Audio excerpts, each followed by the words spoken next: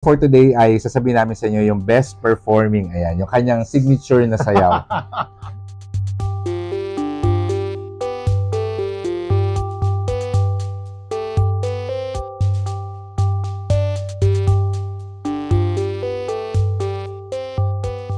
Hello everyone and welcome sa isa na namang ano ba to? Yearly performance review. Regular. Yearly and regular performance review. Yan. So, for today ay sasabihin namin sa inyo yung best performing, ayan, yung kanyang signature na sayaw. Best performing funds for 2024. And ito ay for the UITF space, yung mga Unit Investment Trust Funds, mga ka-RK. At yan, marami. Mukhang magaganda mga returns natin okay, for so, 2024. Ano yung mga magagandang performance na Unit Investment Trust Funds for 2024. We have different categories, mga ka-RK. So, umpisa na natin. For the Money Market Fund category, number 3, diba? Number 3, si AB Capital Short-Term Fund at 5.01%. Oh, not bad, for ano, maganda. Money Market Fund, Number 2, si AUB Peso Money Market Fund at 5.04. And tumataginting na number 1, si China Bank Money Market Fund at 5.18%.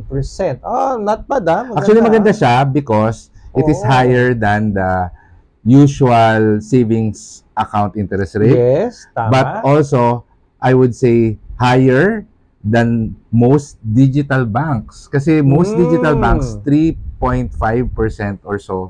Talaga bumaba na? Mababa na. May mga nagbibigay pa rin ng as much as 25%. Pero ito yung may mga promo, may mga kailangan kang gawin. May mga rekotitos pa. Oo.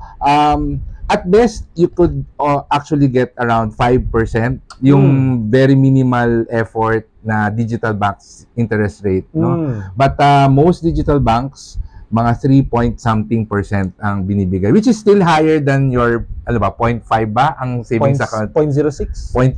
Ang savings account? Oo, ano ka ba? 0.06. Ang baba na. Well, yeah. So, pero gross pa yan, di ba? Gross pa. And this, ang mga UITFs are net already.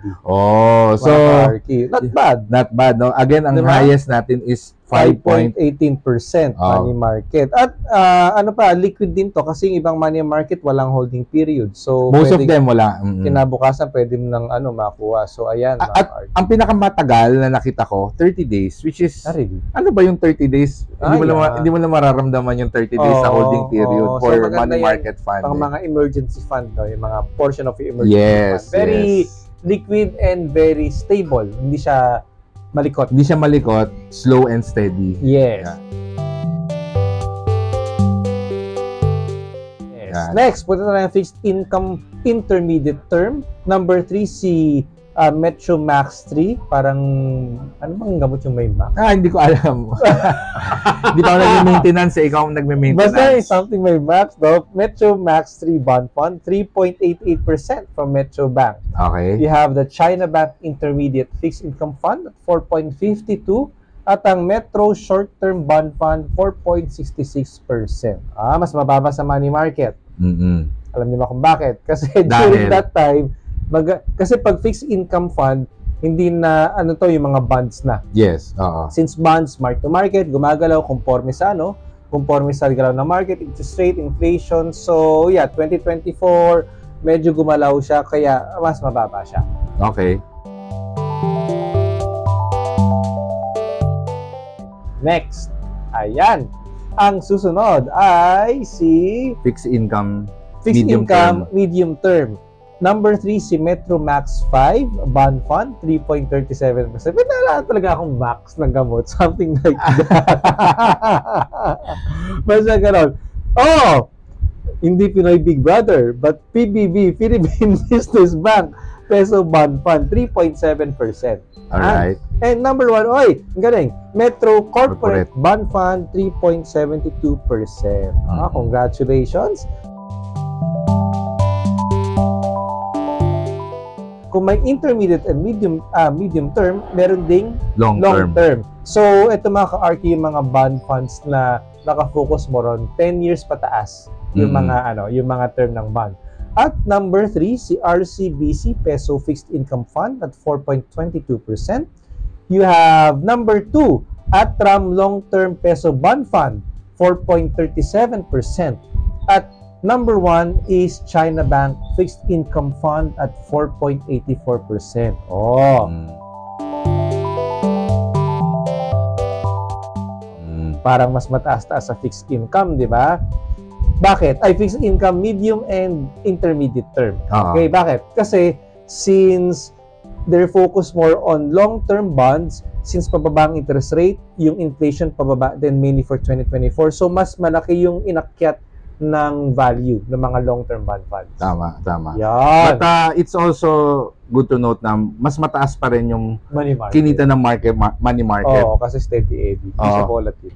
Pero kasi, again, an emphasis on diversification. Kasi during the pandemic, yung mga bond funds, fixed income funds, double digit ang growth di ba? Oo. Tapos yung money market, parang halos wala. Single digit mga Oo, single 1% or less lang yung kinita ng money market. So, also it's always best to diversify your portfolio. Meron ka sa money market for your short-term goals. Yes, that's right. Tapos meron ka sa fixed income or bond funds for your medium-term to long-term goals. Yes. And of course, kung talagang pang long-term goal ang gusto mong paglagyan ng investment, para ka sa mga equity fund. Mga stock market. And with that, pumunta tayo sa multi-asset fund. Alam mo, nung umpisa, ano ito multi-asset fund? Naman ang tinignan ko, balance fund lang yan na yung bagong pangalan ng balance fund. Multi-asset fund. Diba? May bagong kaartihan. Anyways, number 3, si PBCom Multi-Asset Fund at 6.57%. Number 2, China Bank Balanced Fund at 7.32%. At number 1, oy, laki laki ng diferensya AB Capital Balanced Fund, 13.35%. Oh. Double digits. Oo, not bad I think kaya medyo malaki yung difference ng mga multi-asset funds. Kasi hindi sila pare-pareho ng allocation between bonds and equities di ba? Depende sa fund manager. So, feeling ko itong si AB Capital Balance Fund medyo naging aggressive towards stocks kaya mataas yung kinita. Baka it's also a function of yung laman ng portfolio. Yung laman, tsaka yung timing nila. Baka nag-profit take to nung high, pwedeng gano'n. Yes. Diba? Anyways, sabi nga, malalaman nyo sa performance yung galing, no? So, yeah, that would speak well of AB Capital Balanced Fund. Punta naman tayo sa mga long-term funds natin, yung mga pang long-term equity fund. Okay. Punta tayo sa equity fund. Number 3, no? And these are the actively managed equity fund. Ito yung ginagalaw ng mga fund manager na stock sector, ganyan. Kumbaga may call sila. Number 3, si Atram Philippine Sustainable Development and Growth Fund, 18.62%. Wow! Oh, not bad. Number 2, Metro Bank's Metro High Dividend Yield Unit Paying Fund, 21.14. Galing And number 1, 22.46 AB Capital ulit gumagaling si AB Capital. AB Capital Equity Fund, no? So at 20.46%. Ako notable to. 22.46 rather. Ako notable to kasi parang full year 2024 ang index parang flat lang. Yes. So kumbaga kung mga 1% lang yung index at 22, so at 18, 22 magaling. Maganda, Magaling. And di ba usually when we do projections for stocks or equities, 10% annual growth rate ang plug in. Ngayon, for last year, itong mga equity funds, pumalo ng as much as 22%. Not bad. So ito yung sinasabi natin na if you are invested in the long term, nag-average out siya. There are times, especially during the stock market, na negative or very low yung growth niya, pero nababalance out siya nung mga years katulad ng 2024 na 20+% ang growth niya. Not bad. But again, kaya siya equity fund, it's really for long-term investment. Hindi ka pwede mag-invest yan ng 3 years lang. Tapos in-expect mo na mag-earn ka ng magandang return. Wala. So, siguro at least 10 years. At least 10 years for now, no? Yeah, given the market. Given the market. At least 10 years. Pero, sige, that's another discussion. Altogether. Punta naman tayo sa Equity Index Tracker. Okay. Now, when you say index tracker sa UITF, either, sa nakita ko either they track yung index ng Philippine Stock Exchange or they track a particular index. Okay, malaman natin. Kasi number 3, si Atram Philippine Equity Index Tracker Fund, nasa 3.7.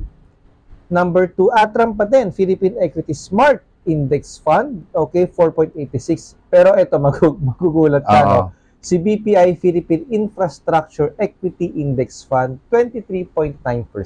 Ayan. So, ayan, si BPI, I think, iba yung sinusundan niya. It has its own index na sinusunod. Not necessarily the PSEI index. But nonetheless, I mean, 23%, not bad for a return and for your diversification purposes. Ayan. Punta tayo sa feeder fund ng fixed income. Ano ba yung mga feeder fund? Again, it's a fund, that invests in another fund. Yan. So, isang fund lang yung pinupuntahan yan. Ang tawag doon is yung target fund. Okay? So, for the feeder fund, fixed income fund, number 2, si Metro Aspire Bond Feeder Fund at 3.43. And number 1, si Atram Global Bond Income Feeder Fund at 6.14%. Oh, not bad for a fixed income fund. So, okay na rin, no? So, again, nakita natin, since it's a global bond fund, then, kumbaga, kung hindi maganda yung isang area, you're diversified in other areas, so nahihila siya paakyat. Kailangan tinitingnan kung ano yung target fund, no? Para alam yung ano yung market. Yes. Punta tayo sa multi-asset na feeder fund. Number 3 is Atram Asian Multi-Asset. Asian Multi-Asset. Diba? 7.89%. Number 2 is Atram US Multi-Asset Income Feeder, 10.33. And number 1, puro Atram. Atram Global Allocation at 11.13%.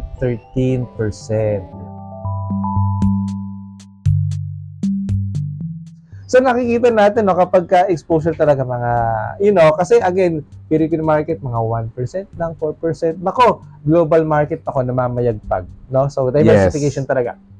Second to the last, feeder fund ng equity. Number 3, ito magugulat ka. BPI US Equity Index Feeder Fund, 29.72%. Wow, okay. Laki. Number 2, Atram Global Consumer Trends Feeder Fund, 31.73%.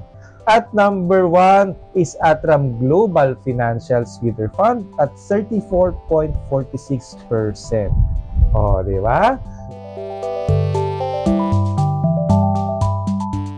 Ang ganda ng mga global funds natin from 29 to 34%, no?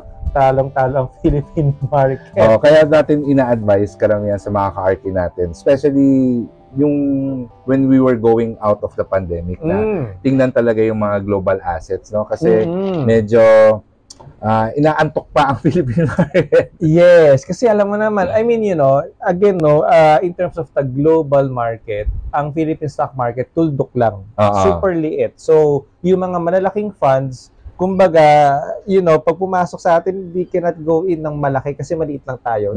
Kumbaga, para kang swimming pool na pumapasok sa teaspoon. Okay. So, maliit-liit lang talaga yung mapasok. Pero since malaki global funds, they can go in other global companies, then mas nakakahila ng returns doon. Okay. And I hope that makes the case. And lastly, global fund of funds. Kung ang feeder fund pumapasok sa isang fund lang, ang fund of funds pumapasok sa maraming funds. No? Meron ng isa sa website nila na fund of funds na equity, and that's from Metro Bank. It's the Metro Multi-Theme, no? Parang song hits. Ay, rin song hits. Theme song. Multi-theme equity fund of funds at 16. Mataas pa rin. Mataas pa rin. Not bad pa rin. So, in summary, kung makikita natin, in terms of returns, no, talagang namayagpag yung mga equities. Particularly mga global, no? Particularly mga global funds. In terms of, should we say, hindi namang risk-adjusted, pero kumbaga conservative pero stable, mas lumamang ang mga money market kesa sa fixed income funds. Kasi nga, at the tail end of the year, medyo naging volatile na yung fixed income market. So, ayun mga ka-RK, ang ating mga top performing Unit UITF. Investment Trust. So kung meron kayong investment sa isang investment fund at hindi nabanggit, baka kasi mutual fund. So Pwede. abangan nila yung ating top performing mutual fund. Yes, or baka hindi sila top 3. Or baka hindi siya kasama. And again, kung hindi siya kasama sa nabanggit natin, hindi naman ibig sabihin na tanggalin na kagad nila yung pera doon, no? At the end of the day, ang important ay yung consistency. So, Yes, marami tayong mga fund reviews sa mga nakaraan. I-check nyo yung top performing funds for 2023, 2022. Yes. Meron ba tayong 2021? Yung pandemic wala. time.